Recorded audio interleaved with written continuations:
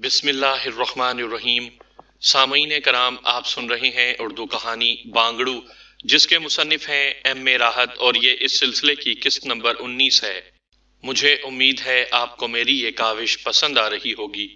آپ نے اگر ابھی تک میرا چینل کہانی گھر سبسکرائب نہیں کیا تو ابھی میرے چینل کو سبسکرائب کر کے بیل نوٹیفیکیشن آن کر لیجئے تاکہ آنے والی ہر نئی کہانی کی اطلاع بر وقت آپ تک پہنچ سکے۔ چند ساعت کے بعد وہ 3 بڑے بڑے بریف کیس لے کر اندر داخل ہوا اور نوٹوں کی گڈیاں نکال کر اس نے سمارا کی جانب ڈھیر کر دیں۔ 50 لاکھ نوٹوں کی گڈیاں سمارا کے سامنے تھیں اور اس کے بدن میں ہلکی ہلکی کپکپاہٹ پیدا ہو چکی تھی، لیکن اس نے خود کو سنبھالے رکھا۔ ہیروں کی پرکھ کے لیے اگر مناسب سمجھیں تو اوہو شہزادی سمارا، ہماری نگاہ ہیروں کو پہچاننے کی عادی ہے۔ یہ جو آپ نے ہمیں ہیرے دکھائے ہیں یہ ہمارے معیار پر پورے اترتے ہیں، چنانچہ ہمیں پرکھ کے سلسلے میں مزید کسی بات کا انتظار نہیں کرنا چاہیے۔ بہت بہتر، تو یہ حاضر ہیں۔ شہزادی سمارا نے ہیروں کا ڈبہ نواب صاحب کے ہاتھ میں تھما دیا اور نواب صاحب نے احترام سے اسے اپنے ہاتھ میں لے لیا۔ ہمیں مسرت ہے کہ ہمارے اور آپ کے درمیان کوئی سودے بازی نہیں ہوئی۔ آپ خوش ہیں نا؟ نواب صاحب نے پوچھا۔ خوش؟ سمارا ایک پھیکی سی مسکراہٹ کے ساتھ بولی تھی۔ نہیں نواب صاحب، ان ہیروں کی فروخت سے میں خوش نہیں ہوں، کیونکہ یہ میری خاندانی ملکیت تھے۔ باہر صورت ضرورت انسان کو مجبور کر دیتی ہے۔ ہمارے لائق کوئی اور خدمت ہو تو بتائیے۔ نواب صاحب بولے۔ جی نہیں، بس شکریہ، سمارا نے جواب دیا۔ ہیرے نواب صاحب کی تحویل میں چلے گئے اور تھوڑی دیر کے بعد نواب صاحب سمارا سے رخصت ہو گئے۔ سمارا کی آنکھوں سے مسرت پھوٹ رہی تھی۔ اس کے انداز میں حیرانی تھی۔ بہت بڑی شخصیت تھی، لیکن روبانا فوراً تیاریاں کرو، ہمیں 1 گھنٹے کے اندر اندر یہاں سے کہیں اور منتقل ہو جانا ہے۔ مجھے امید نہیں تھی کہ آج ہی سب کچھ ہو جائے گا۔ ہاں خاتون، نواب کو جب پتہ چلے گا کہ 3 ہیروں کے علاوہ باقی ہیرے نقلی ہیں تو وہ ہمیں نہ چھوڑے گا، روبانا نے کہا۔ اسی لیے تو کہہ رہی ہوں، جاؤ تیاریاں کرو۔ اور سہیل، اس سے بھی کسی نہ کسی طور رابطہ قائم کر لیا جائے گا، سمارا نے کہا، اور تیاریاں ہونے لگیں۔ تھوڑے سے انتظامات پہلے ہی ہو چکے تھے، چنانچہ وہ سب عام عورتوں کی حیثیت سے ایک درمیانے درجے کے محلے میں مقیم ہو گئیں۔ اب شہزادی سمارا نہیں رہی تھی۔ دوسرے دن نوٹوں کی ایک گڈی سے چند نوٹ نکال کر سمارا بازار میں کچھ خریداری کرنے گئی۔ جب اس نے اسٹور کے مالک کو ادائیگی کی تو وہ چونک کر نوٹ دیکھنے لگا۔ پھر اس نے حیرت سے سمارا کو دیکھا اور سمارا حیران ہو گئی۔ کیوں، کیا بات ہے؟ یہ نوٹ نقلی ہیں محترمہ۔ آپ خود کہیں بے وقوف بنی ہیں یا ہمیں بنانے آئی ہیں؟ اسٹور کے مالک نے کہا، اور سمارا کے پورے بدن میں تھر تھری دوڑ گئی۔ وہ پتھر کے بت کی مانند اسٹور کے مالک کی شکل دیکھتی رہ گئی تھی۔ تانپورے کے پیچھے جہانگیر عالم پناہ بیٹھے ہوئے تھے۔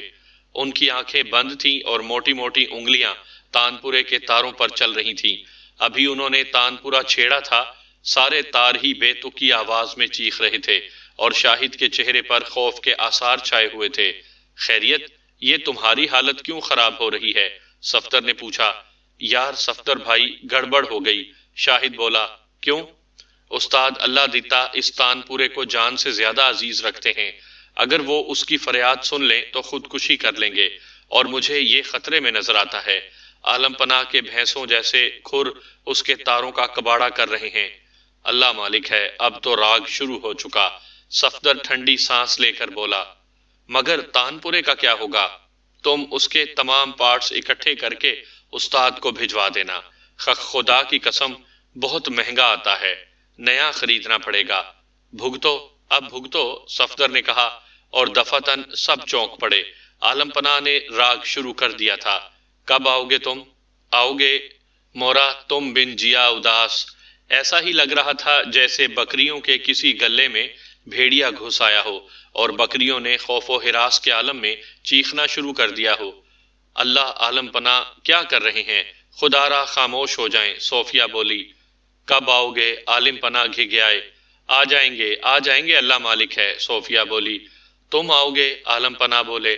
میں تو کیا آؤں گی، اگر آپ نے 2-4 بول اور گائے، پولیس آ جائے گی۔ للہ چپ ہو جائیے، صوفیہ ہاتھ جوڑ کر بولی۔ مورا تم بن جیا اداس ہے۔ عالم پناہ ممیائے اور کورس میں سر پیٹا جانے لگا۔ عالم پناہ غسیل انداز میں رک گئے تھے۔ یہ کیا ہو رہا ہے؟ وہ غصے سے بولے۔ راگ کا اثر ہے، جادو سر پر چڑھ گیا ہے، گائیے، گاتے رہیے، شاباش، آپ کی کامیابی نزدیک ہے، صفدر نے عالم پناہ کو تسلی دیتے ہوئے کہا، اور عالم پناہ کے ہونٹوں پر مسکراہٹ پھیل گئی۔ دوسرے لمحے ان کی انگلیاں پھر تان پورے کے تاروں کی طرف بڑھ گئیں۔ تان پورے کی کربناک چیخیں فضا میں بلند ہو رہی تھیں، اور اس کے ساتھ ہی عالم پناہ ڈکرا رہے تھے۔ سب کے لیے ہنسی دبانا مشکل ہو رہی تھی۔ صفدر نے ہدایت کی تھی کہ اگر سنگیت سے بدلہ لینا ہے تو خاموش بیٹھنا، ورنہ کھیل خراب ہو جائے گا۔ صرف ایک شاہد تھا جس کے ہونٹوں پر مسکراہٹ نہیں تھی، بلکہ وہ شدید پریشان نظر آ رہا تھا۔ تمہیں کیا ہو رہا ہے شاہد؟ تنویر نے پوچھا۔ میری جان تان پورے میں اٹکی ہوئی ہے، بس اب ٹوٹا، دیکھو کمبخت کے وزنی ہاتھ کس طرح اسے دھن رہے ہیں، خدایا کس عذاب میں گرفتار ہو گیا۔ شاہد سینہ کو بھی کرنے لگا تھا۔ مرے کیوں جا رہے ہو آخر؟ ٹوٹتا ہے تو ٹوٹ ہی جانے دو۔ جی ہاں، ٹوٹ جانے دو استاد، اللہ دیتا جتنے بامروت ہیں اتنے ہی بے مروت ہیں، مرنے مارنے پر آمادہ ہو جائیں گے۔ کوئی بات نہیں، چندہ کر لیا جائے گا تان پورے کے لیے۔ برابر بیٹھتے ہوئے صفدر نے کہا۔ عالم پناہ آخری سر لگا کر خاموش ہو گئے۔ درمیان میں اسٹول پر رکھا ہوا گلاس جوں کا توں پڑا ہوا تھا۔ شیکی تمسخرانہ انداز میں ہنس پڑا۔ جہانگیر بھائی، گلاس تو جوں کا توں ہے، اس نے کہا۔ اس سے کیا فرق پڑتا ہے، مضبوط گلاس ہے، اتنی جلدی تھوڑی ٹوٹے گا۔ عالم پناہ غصیلے لہجے میں بولے۔ ابھی تو شیکی کی باری ہے، تنویر بولی۔ بے شک بے شک، لیکن اس میں کوئی سازش معلوم ہوتی ہے، صفدر نے کہا۔ کیسی سازش؟ یہ گلاس ان بریکیبل تو نہیں ہے، معائنہ کر لیا جائے، کسی نے کہا۔ عالم پناہ بھی چونک کر گلاس کو دیکھنے لگے تھے، اور پھر گلاس مختلف ہاتھوں میں گھومنے لگا۔ سازش پکڑی گئی، صفدر بولا۔ کیا مطلب؟ تنویر نے سوال کیا۔ گلاس فرانسیسی کمپنی کا بنا ہوا ہے، تو اس سے کیا فرق پڑتا ہے؟ بہت بڑا فرق پڑتا ہے، اسے توڑنے کے لیے عالم پناہ کو فرینچ زبان میں گانا پڑے گا۔ او! عالم پناہ بھی چونک پڑے۔ جب ہی تو میں کہوں کہ کیا قصہ ہے۔ اکبر اعظم کے دربار میں جو مقابلہ ہوا تھا، اس میں رکھا جانے والا شیشے کا برتن خالص ہندوستانی تھا، جس پر کلاسیکی موسیقی اثر انداز ہوتی تھی۔ بالکل درست۔ گلاس بدلا جائے، بالکل بدلا جائے۔ چاروں طرف سے ہنگامہ ہونے لگا، اور تھوڑی دیر کے بعد گلاس بدل دیا گیا۔ اس کے بعد شیکی نے پھدکنا شروع کر دیا۔ دلربا کی تانیں ابھرنے لگیں، اور شیکی بلبلانے لگا۔ وہ ایک کلاسیکی گانے کو انگریزی دھنوں میں گانے کی کوشش کر رہا تھا۔ اے بھائی شیکی، بھیا شفیع محمد، تم نے بیجو کو اچھلتے کودتے دیکھا تھا کیا؟ صفدر نے اٹھ کر اسے پکڑ لیا۔ مجھے مت روکو، مجھے گانے دو۔ گاؤ گاؤ، ضرور گاؤ، مگر کپڑوں میں شہد کی مکھیاں گھس گئی ہیں کیا؟ اچھل کود کیوں رہے ہو؟ گانے دو، گانے دو، گانے دو۔ او! شیکی مست ہو گیا تھا، اس کے سر اور داڑھی کے بال ہوا میں اچھل رہے تھے، پتلی پتلی ٹانگیں تھرک رہی تھیں۔ پکڑو، ارے ارے پکڑو، ارے اسے پکڑو، صفدر نے اپیل کی، اور بہت سے لڑکوں نے مل کر شیکی کو دبوچ لیا۔ یہ کیا ہو رہا ہے؟ سنگیت کو آزادی دی جائے، ایک شرط پر، صفدر نے کہا۔ موسیقی پر پابندی نہ لگاؤ، شیکی کرب سے بولا۔ نہیں لگائی جائے گی، وعدہ، مگر ایک وارننگ سن لو، اگر تم کسی کے اوپر گر پڑے تو تمہیں ناکام قرار دیا جائے گا، صفدر نے کہا، اور شیکی دھیما پڑ گیا۔ یہ تو زیادتی ہے، شیکی بولا، اور اگر کسی کے چوٹ لگی تو وہ زیادتی نہ ہوگی۔ بھائی، یوں فیصلہ مشکل ہے، اس مقابلے کے لیے کوئی لایا عمل بنایا جائے۔ وہ کیا؟ بہت سی آوازوں نے پوچھا۔ مثلاً یہ کہ ایک ہی گانا پہلے جہانگیر عالم پناہ گائیں گے، اس کے بعد شیکی گائے گا۔ البتہ شیکی کو اچھل کود کی اجازت بالکل نہ دی جائے گی۔ سنگیت تو ایک بہتا ہوا دریا ہے، جو خاموشی سے آہستہ آہستہ رواں ہوتا ہے۔ اگر اس میں طغیانی آ جائے تو خود سوچو کیا ہوگا۔ ہوگا کیا؟ سب یہاں سے اٹھ کر بھاگ جائیں گے، حامد نے جواب دیا۔ اس مقابلے کو ملتوی کر دو، خدا کے واسطے اسے ملتوی کر دو، شاہد نے آہستہ سے کہا۔ ابے تو چپ نہیں بیٹھے گا؟ بھائی، میں اس تان پورے کی خیر چاہتا ہوں، یقین کرو یہ میری زندگی اور موت کا مسئلہ ہے۔ کوئی بات نہیں، کوئی بات نہیں، زندگی اور موت خدا کے ہاتھ میں ہے۔ صفدر نے اس کے شانے پر تھپکی دے کر کہا، تو پھر میں اس محفل میں نہیں بیٹھ سکتا، میں اس تان پورے کے پارٹس ادھڑتے نہیں دیکھ سکتا، میں جا رہا ہوں۔ شاہد نے کہا اور اٹھ کر وہاں سے چلا گیا۔ سب ہنس رہے تھے، انہیں پتا تھا کہ شاہد تھوڑی دیر میں واپس آ جائے گا۔ بہر صورت شیکی اور عالم پناہ نے مقابلے کے لیے یہ شرط بھی قبول کر لی تھی، اور اس کے بعد ایک کلاسک گانا ان دونوں کو دے دیا گیا۔ عالم پناہ نے مسکرا کر گردن ہلائی، لیکن شیکی کی سمجھ میں یہ گانا نہیں آ سکا تھا۔ صفدر مسکرا کر گردن ہلانے لگا، پھر وہ شیکی کو گانے کے بول سمجھانے لگا۔ کافی دیر کے بعد وہ بول شیکی کی سمجھ میں آئے تھے۔ بہر صورت اس کے چہرے پر مسکراہٹ پیدا ہو گئی تھی، جو اس بات کی غماز تھی کہ گانا شیکی کی سمجھ میں آ گیا ہے۔ اس نے تفاخر کے انداز میں عالم پناہ کی طرف دیکھا اور کہنے لگا، ٹھیک ہے، چلو شروع ہو جاؤ۔ اس نے چیلنج کرنے والے انداز میں کہا، اور عالم پناہ بے سری آواز میں شروع ہو گئے۔ انہوں نے گانے کے 2 بول کلاسک انداز میں گائے، پھر انہیں ہاتھ اٹھا کر روکا گیا اور شیکی کو گانے کی دعوت دی گئی۔ شیکی نے اس گانے کی انگلش دھن بنا ڈالی۔ کلاسک گانا انگریزی دھن سے گایا جا رہا تھا۔ شیکی آہستہ آہستہ تھرک رہا تھا، سٹول پر گلاس رکھا ہوا تھا اور سننے والے سر دھن رہے تھے، لیکن اپنا نہیں بلکہ ایک دوسرے کا۔ اچھا خاصا ہنگامہ برپا تھا کہ دفعتاً شیکی کے حلق سے ایک کراہ نکلی اور وہ بل بلا کر سر پکڑ کر بیٹھ گیا۔ تمام لڑکے اور لڑکیاں اس کی طرف متوجہ ہو گئے۔ تب صفدر کے منہ سے نکلا، ارے یہ کیا ہوا؟ یوں لگتا ہے جیسے بھائی شفیع الدین پر موسیقی حملہ آور ہو گئی۔ ظاہر ہے کلاسک کے ساتھ یہ سلوک ہوگا تو اور کیا ہوگا، کسی نے کہا۔ لیکن شیکی کی حالت غیر ہو گئی تھی۔ دلربا کبھی اس کے ہاتھ سے چھوٹ کر اس طرح نیچے گر سکتی تھی، کیونکہ وہ اسے دل و جان سے چاہتا تھا۔ چند لمحات کے بعد وہ زمین پر چاروں شانے چت گر کر بے ہوش ہو گیا۔ تب ذرا بات باعث تشویش ہو گئی۔ لوگ شیکی کے نزدیک آئے اور اسے ٹٹولنے لگے، لیکن کوئی چیز ایسی نہ ملی جس سے اس کے زخمی ہونے کا اندازہ ہوتا۔ سبھی حیران تھے، البتہ تنویر نے پتھر کا ایک غلہ قریب سے اٹھایا اور صفدر سے بولی، یہ پتھر مجھے ایک سنسناہٹ سی سنائی دی تھی۔ کیا مطلب؟ یہ پتھر کہیں سے آیا تھا؟ ناممکن، صفدر نے کہا اور پتھر اپنی مٹھی میں دبا کر جیب میں رکھ لیا۔ شفیع الدین کی بے ہوشی واقعی حیرت ناک تھی۔ عالم پناہ بھی حیران ہو گئے اور شفیع الدین کو ٹٹولنے لگے، جس کی کھوپڑی کے پچھلے حصے میں ایک دوسرا سر نمودار ہو رہا تھا۔ یقینی طور پر یہ غلہ اس کے سر پر لگا تھا۔ لوگ تشویش کا شکار ہو گئے۔ گلاس اپنی جگہ سے اٹھا لیا گیا اور یہ مقابلہ پھر کسی وقت کے لیے ملتوی کر دیا گیا۔ تان پورا بھی اٹھا لیا گیا تھا، مگر یہ ہوا کیا؟ صفدر تشویش زدہ نظر آ رہا تھا۔ شیکی کو اس کے کمرے میں پہنچا دیا گیا اور اس کی تیمارداری کی جانے لگی۔ صاف ظاہر تھا کہ اس کے سر میں چوٹ لگی ہے، چنانچہ اس کے سر پر کس کر پٹی باندھ دی گئی۔ ویسے خون وغیرہ تو نہیں نکلا تھا، البتہ شیکی جیسا کمزور آدمی اس غلے کی ضرب سے بے ہوش ہو گیا تھا۔ دفعتاً صفدر کو کوئی خیال آیا اور اس نے معنی خیز انداز میں گردن ہلائی۔ تم لوگ شیکی کی دیکھ بھال کرو، میں ابھی آتا ہوں، اس نے کہا اور وہاں سے چل پڑا۔ تھوڑے ہی فاصلے پر اسے شاہد مل گیا۔ صفدر اس کے نزدیک پہنچ گیا۔ کیوں بے، یہ کیا حرکت تھی؟ اس نے ہوا میں تیر چلایا تھا۔ بس یار صفدر، غلطی ہو گئی، نشانہ ہی چوک گیا، اس نے کہا۔ کیا مطلب؟ میں نے سٹول پر رکھے ہوئے گلاس کو نشانہ بنایا تھا، لیکن اب اسے کیا کہوں کہ شیکی کی بدقسمتی آڑے آ گئی۔ گلاس کو نشانہ بنایا تھا؟ صفدر نے حیرت سے پوچھا۔ ہاں صفدر بھائی، میں چاہتا تھا کہ تان پورے کی جان بخشی ہو جائے، گلاس ٹوٹ جائے اور فیصلہ گانے والے کے حق میں ہو جائے۔ مجھے اس بات سے کوئی دلچسپی نہیں تھی کہ شیکی جیتے یا عالم پناہ، بس میں نے گلاس کو نشانہ بنایا تھا، لیکن غلیل چلانے کی زیادہ مشق نہیں ہے، چنانچہ غلہ شیکی کے سر میں جا لگا۔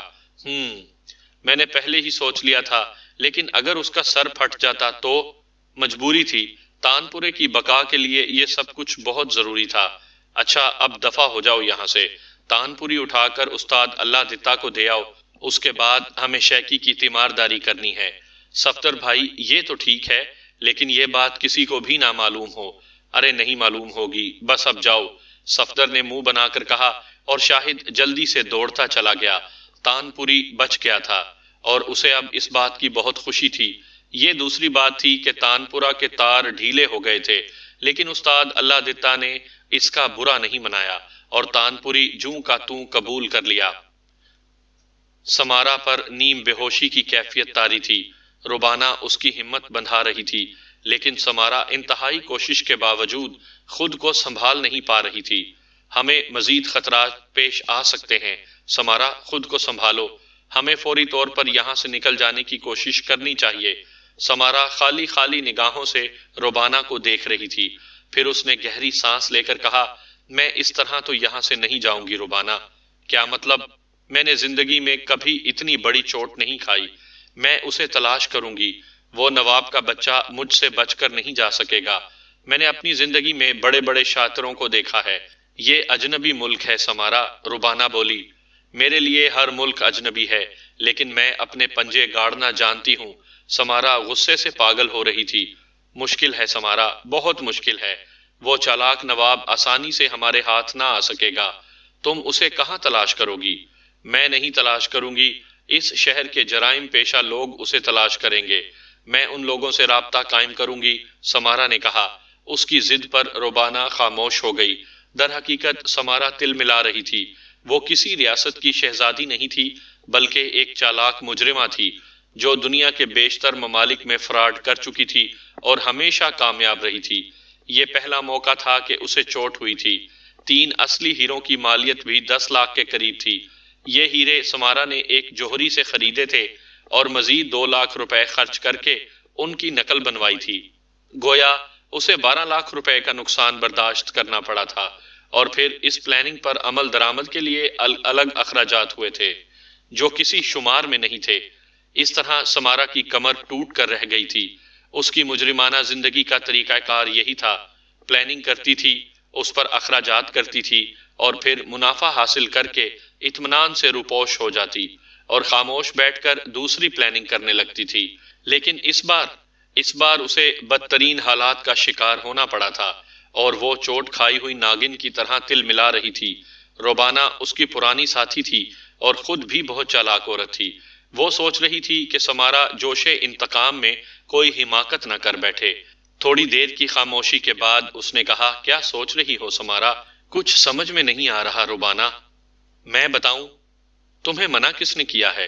تو پھر سنو، بہتر یہی ہے کہ خاموشی سے یہاں سے نکل چلو۔ کہاں؟ تمہارا ارادہ مشرق وسطیٰ جانے کا تھا نا؟ ہاں، بس وہیں چلو۔ اور اس نواب کو چھوڑ دوں؟ چھوڑنا پڑے گا سمارا، حالات ہمیں کچھ کرنے کی اجازت نہیں دیتے، ہمیں حالات کو مد نگاہ رکھنا ہوگا۔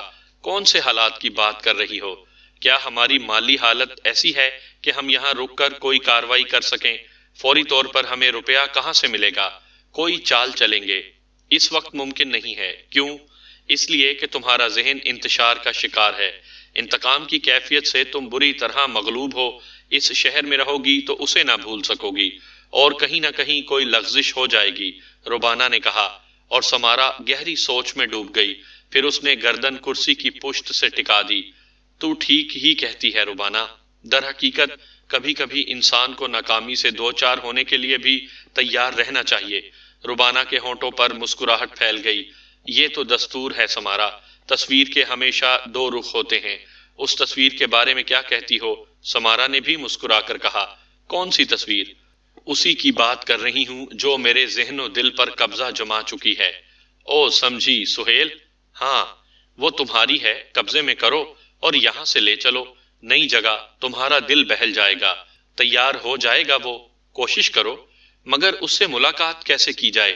کیوں؟ اس میں اب کیا مشکل ہے؟ کسی بھی اعلیٰ درجے کے ہوٹل میں اسے بلوا لو، فون تمہارے پاس ہے۔ میرا مطلب ہے اب وہ خطرہ تو ٹل گیا ہے۔ جس نے ہمارے ساتھ فراڈ کیا ہے وہ اب ہمیں فراڈ ثابت کرنے کے لیے ہمارے سامنے تو نہیں آئے گا، ربانہ نے کہا، اور سمارا کے ہونٹوں پر ایک ہلکی سی مسکراہٹ پھیل گئی۔ مسز درانی زاہد ظفر سے رخصت ہو کر گھر پہنچ گئی تھی، اور اس سے وصول شدہ رقم سہیل کے حوالے کر دی گئی تھی۔ سہیل نے معنی خیز انداز میں مسز درانی کو دیکھا اور پھر مسکرا کر بولا، کیسا آدمی تھا یہ زاہد ظفر؟ مسز درانی نے بامشکل تمام خود پر قابو پایا اور بولی، ٹھیک تھا جناب، میں نے غور ہی نہیں کیا اس پر۔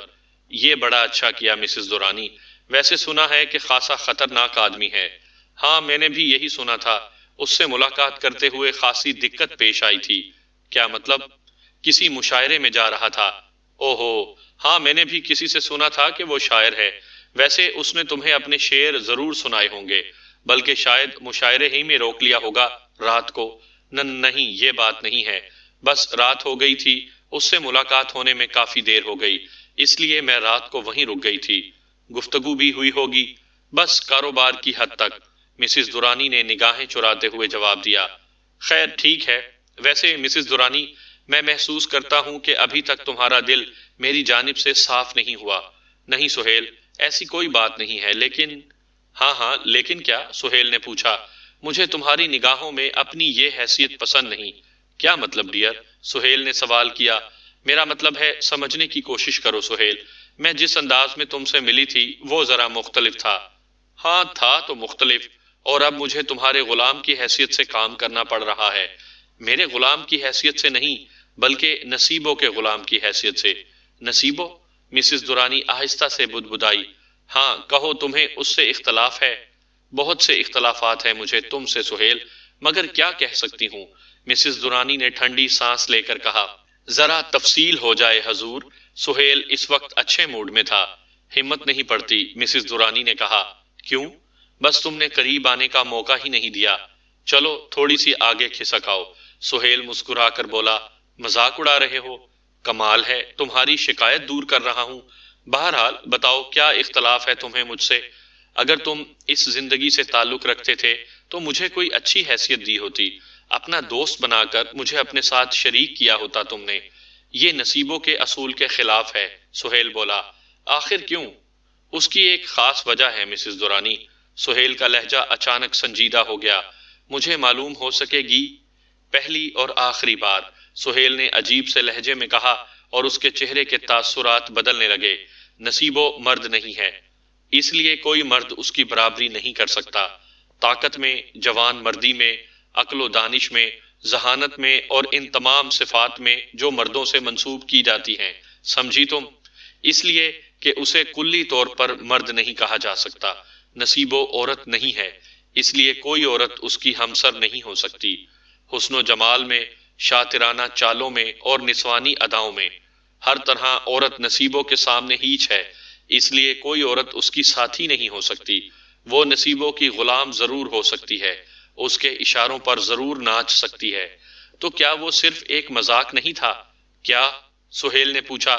اس وقت وہ بالکل مختلف نظر آ رہا تھا۔ تم خود کو پوز نہیں کرتے؟ فضول بکواس کی اجازت نہیں۔ مگر سہیل، مگر تم خود کو کسی ایک حیثیت میں کیوں نہیں لاتے؟ ممکن نہیں ہے۔ طب جدید مسخرہ پن ہے۔ ہم ازل سے ہیں، ابد تک رہیں گے۔ ہماری بھی ایک نسل ہے۔ اللہ ماریو، تم کیا سمجھتی ہو خود کو؟ ہم پاک ہیں، جنت کی چڑیاں ہیں ہم تو۔ اے ہاں، نہ چھیڑو ہمیں، آگ لگ جائے گی آشیانے کو، نہ چھیڑو۔ سہیل لچکنے لگا اور پھر اسی طرح لچکتا ہوا باہر نکل گیا۔ مسز درانی نے اسے روکنے کی کوشش نہیں کی تھی۔ وہ پتھر کے بت کی مانند منہ پھاڑے بیٹھی تھی۔ اس کی عقل اس حیثیت کو کسی طور پر تسلیم نہیں کرتی تھی۔ وہ سہیل کو ایک شاطر سمجھتی تھی، ایک خطرناک انسان جو کسی بھی وقت کچھ بھی کر سکتا ہے۔ بہرحال اتنی بات اس نے دوران گفتگو کہہ دی تھی اور اس کا کوئی نتیجہ برآمد نہیں ہوا تھا۔ نہ جانے کب تک وہ اسی طرح بیٹھی رہی اور پھر دادل آ گیا۔ Hello Mrs Durrani. Hello, Sohail صاحب سے ملاقات ہو گئی؟ ہاں۔ سب ٹھیک ہے نا؟ ہاں، کوئی خاص بات نہیں ہے۔ ایک مسئلہ ہے مسز درانی، دادل پر خیال انداز میں بولا، اور مسز درانی اسے سوالیہ انداز میں دیکھنے لگی۔ گولیور کا نام سنا ہے کبھی؟ ہاں، کوئی سیاح تھا۔ زمانہ قدیم کا سیاح نہیں، زمانہ جدید کا سیاح۔ نہیں، کون ہے؟ یورپ کا زلزلہ، دادل نے جواب دیا۔ کیا مطلب؟ یورپ کا ایک جرائم پیشہ شخص ہے، بے حد ذہین اور چالاک۔ غالباً 10-11 سال قبل کی بات ہے، اس کا نام اس ملک میں سنا گیا تھا۔ پولیس نے کسی طرح اس پر ہاتھ ڈال دیا، لیکن صرف چند گھنٹے پولیس کا مہمان رہ کر وہ وہاں سے صاف نکل گیا۔ میں نے نہیں سنا۔ کیوں؟ پھر آ رہا ہے یہاں؟ ہاں، دادل نے رازداری سے کہا۔ تمہیں کیسے معلوم؟ زیر زمین دنیا کے بہت سے لوگوں سے میری جان پہچان ہے۔ فضل خان نے پہلے بھی اس کے لیے کام کیا تھا اور اس بار بھی فضل خان بھرتی کر رہا ہے۔ بھرتی؟ ہاں بھرتی۔ گولیور جس ملک میں جاتا ہے وہاں کے لوگوں کو اپنے لیے انگیج کر لیتا ہے اور پھر مجرمانہ کارروائیاں کرتا ہے۔ کام کے لوگوں کو وہ ہر قیمت پر خرید لیتا ہے۔ اس بار بھی پیشکش ہے۔ تمہیں؟ نہ صرف مجھے بلکہ دوسرے لوگوں کو بھی۔ وہ کرتا کیا ہے؟ دولت جمع کرتا ہے جس طرح بھی ممکن ہو۔ بینکوں میں ڈاکے پڑتے ہیں، بلیک میلنگ ہوتی ہے، بڑی بڑی چالیں چلی جاتی ہیں، جس طرح بھی دولت حاصل ہو۔ قتل و غارت گری بھی ہوتی ہے۔ مسز دورانی نے پوچھا تھا، ضرورت پڑنے پر؟ مسز دورانی نے گہری سانس لی، پھر بولی، کوئی خیال ہے تمہارے ذہن میں؟ تم سے مشورہ کیے بغیر کوئی فیصلہ نہیں کر سکتا۔ خیال کیا ہے؟ اگر کچھ کر دکھائیں تو ممکن ہے اس بلا سے ہی نجات مل جائے۔ نصیبوں سے؟ ہاں، دادل نے جواب دیا۔ سوچ لو دادل اچھی طرح۔ یہ بھی ممکن ہے کہ گولیور نصیبوں کو بھی قابو کرنے کی کوشش کرے۔ مشکل ہے مسز دورانی۔ کیوں مشکل ہے؟ نصیبوں بے حد خطرناک ہے۔ یہ بات تو طے ہے کہ وہ دولت کے لیے سب کچھ نہیں کرتا، بس اسے اپنی برتری عزیز ہے۔ ان حالات میں یہ ممکن نہیں کہ وہ کسی اور کی برتری قبول کر لے۔ اگر یہ بات ہے دادل تو پھر میری ایک نصیحت بھی سن لو۔ ہاں ہاں ضرور، تمہارے مشورے کے بغیر میں کچھ کرنے کو تیار نہیں ہوں، دادل نے کہا۔ نصیبوں کے ساتھ شامل ہو، اس کے ساتھ شامل رہو۔ اگر گولیور اور نصیبوں کا ٹکراؤ ہو جائے تو حالات کو دیکھو اور ان کے مطابق کام کرو، اور اگر ٹکراؤ نہ ہو تو کروانے کی کوشش کرو۔ اس سے اچھا موقع ہاتھ نہیں آئے گا۔ مسز دورانی نے کہا، میں سمجھ رہا ہوں، یہی ایک ذریعہ ہے اس سے نجات حاصل کرنے کا۔ عمدہ بات ہے، میں مطمئن ہو گیا، دادل نے کہا، اور مسز دورانی خاموش ہو گئی۔ اس نے دادل کو اپنے اور زاہد ظفر کے درمیان ہونے والی گفتگو کی ہوا بھی نہیں دی تھی۔ وہ بہت محتاط رہنا چاہتی تھی۔ دادل چلا گیا اور مسز دورانی زاہد ظفر کا انتظار کرنے لگی۔ تیسرے دن اسے زاہد ظفر کا فون ملا تھا۔ اس نے پہلے ایک شعر پڑھا اور پھر بولا، سمجھ گئی کون ہو سکتا ہے؟ انتظار کر رہی تھی۔ اس قدر خوش فہمیوں کا شکار نہ کرو، کیا ہم اس قابل ہیں؟ زاہد نے مخصوص انداز میں پوچھا، کب آ رہے ہو؟ آج شام، اسی لیے تو پوچھ لیا کہ کہیں مصروف تو نہیں ہو۔ نہیں۔ کس وقت پہنچو گے؟ 10 بجے۔ مناسب وقت ہے، اس طرح آنا کہ کسی کو کانوں کان خبر نہ ہو، مسز دورانی نے کہا، اور ظفر نے وعدہ کر لیا۔ فون بند کرنے کے بعد مسز دورانی گہری سوچ میں ڈوب گئی۔ سہیل شیطان تھا۔ گرینگو کے مسئلے میں مسز دورانی جن حالات کا شکار ہوئی تھی انہیں کبھی نہیں بھول سکتی تھی۔ اسی لیے یہ سازش کرتے ہوئے وہ سوچ رہی تھی کہ اگر ناکامی ہوئی تو، اور اس کے بعد کے تصور سے اس کے بدن میں خوف کی پھریریاں دوڑنے لگتی تھیں۔ ہوٹل شرمین کے کمرہ نمبر 40 میں سمارا نے سہیل کے ساتھ ملاقات کی۔ یہ کمرہ اس نے عارضی طور پر اس سے ملاقات کے لیے حاصل کر لیا تھا۔ روبانہ بھی موجود تھی۔ سہیل ایک خوبصورت سوٹ میں ملبوس بے حد حسین نظر آ رہا تھا۔ سمارا اسے دیکھتے رہ گئی۔ ہیلو سہیل، وہ پیار بھرے لہجے میں بولی، اور سہیل شرما کر مسکرانے لگا۔ مجھے ہیلو نہیں کہو گے؟ شرم آتی ہے۔ کیوں؟ بس آتی ہے، اب کیا بتائیں؟ بتا دو۔ نہیں، اللہ مجھ کو نہ مجبور کریں۔ اس نے دونوں ہاتھوں سے منہ ڈھانپ لیا اور روبانہ شرارت بھری نگاہوں سے اسے دیکھنے لگی۔ اور اگر مجبور کرنے کو دل چاہے تو انہیں بھگا دیں کمرے سے، سہیل نے روبانہ کی طرف اشارہ کر کے کہا۔ میں چلی جاتی ہوں، روبانہ خود ہی بولی اور ہنستی ہوئی کمرے سے باہر نکل گئی۔ وہ چلی گئی، اب آرام سے بیٹھ جاؤ۔ غیر عورتوں کے سامنے ہمیں بہت شرم آتی ہے۔ میں تو غیر نہیں ہوں، سمارا بولی۔ اس کے جذبات میں ہیجان پیدا ہو رہا تھا۔ یہ انوکھی چیز اس کے لیے بڑی پرکشش تھی اور اس کا ذہن بہت دور تک جا رہا تھا، ان جان لیوا لمحات تک جب یہ شرمیلا نوجوان اس کے قریب ہو۔ تم ملک سے باہر کبھی نہیں گئے سہیل؟ کبھی نہیں۔ دل بھی نہیں چاہتا؟ چاہتا تو ہے مگر ابو اجازت نہیں دیتے۔ کیوں؟ کہتے ہیں تم ابھی چھوٹے ہو۔ اتنے چھوٹے بھی نہیں۔ کیا کریں، وہ یہی کہتے ہیں۔ تو چھپ کر چلے جاؤ، سمارا نے کہا۔ کس چیز میں چھپیں گے؟ اس نے معصومیت سے کہا۔ کسی کے دل میں چھپ کر، میرے دل میں چھپ کر۔ سمارا اس کے نزدیک آ کر بیٹھ گئی۔ ہائے اللہ، کیسی باتیں کرتی ہیں آپ، ہمیں شرم بھی آتی ہے اور ہنسی بھی۔ نہیں سہیل، میں سچ کہہ رہی ہوں۔ اگر تم تیار ہو جاؤ تو میں تمہیں پوری دنیا کی سیر کراؤں گی۔ جہاں بھی جاؤں تمہیں ساتھ لے کر جاؤں گی، دل میں چھپا کر رکھوں اپنے۔ بولو چلو گے؟ ہمیں ڈر لگتا ہے، سہیل نے بھولا سا منہ بنا کر کہا، میں تمہارے ساتھ ہوں سہیل، تمہیں کوئی تکلیف نہیں ہونے دوں گی، وعدہ کرتی ہوں۔ تم میرے ساتھ چلو، خوب گھومیں گے، سیر کریں گے، بہت مزہ آئے گا۔ اور سہیل، اس سلسلے میں تمہیں میری ایک مدد بھی کرنا ہوگی۔ وہ کیا؟ سہیل نے پوچھا۔ میں تمہارے بارے میں جس قدر معلوم کر سکی ہوں وہ یہ ہے کہ تم ایک اچھے خاصے دولت مند باپ کے بیٹے ہو۔ حالات اچانک ایسے ہو گئے ہیں سہیل کہ میں اچھی خاصی مالی پریشانی کا شکار ہو گئی ہوں۔